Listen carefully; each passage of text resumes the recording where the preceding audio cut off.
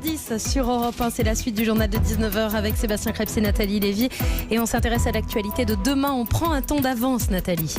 Oui, avec Demain en France. Bonsoir Jean-Pierre Montanet, bienvenue. Et, bonsoir Nathalie. Ça nous guettait, j'ai envie de dire. La pandémie qui risque bien de provoquer à terme une autre crise de santé psychique cette fois. Oui, 60 jours presque de confinement, ça va laisser des traces. Tout le monde ne s'est pas épanoui en cuisinant des cookies. Pour beaucoup, c'était une source d'anxiété. Pour les plus vulnérables, une torture morale, apaisée par la consommation en hausse de tabac, d'alcool ou d'anxiolytiques. Entre quatre murs, Nathalie, tout est hypertrophié. La solitude, la douleur du deuil, l'angoisse d'être contaminé, les violences conjugales qui ont explosé dans ces huis clos confinés. Et le déconfinement peut lui aussi être compliqué à vivre ? Paradoxalement, c'est même parfois plus dur psychiquement, m'a dit le psychiatre Serge Effès. Pendant le confinement, l'idée de destin commun, de solidarité a pu créer du lien social. Dans le traumatisme, Sébastien, on mobilise toutes ses défenses. Mais depuis le 11 mai, tout s'est effondré. Pour certains, il l'a constaté dans son cabinet.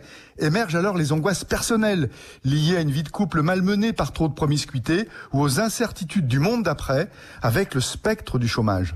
Et alors justement, à ce moment-là, quels deviennent les impacts sur la santé mentale ?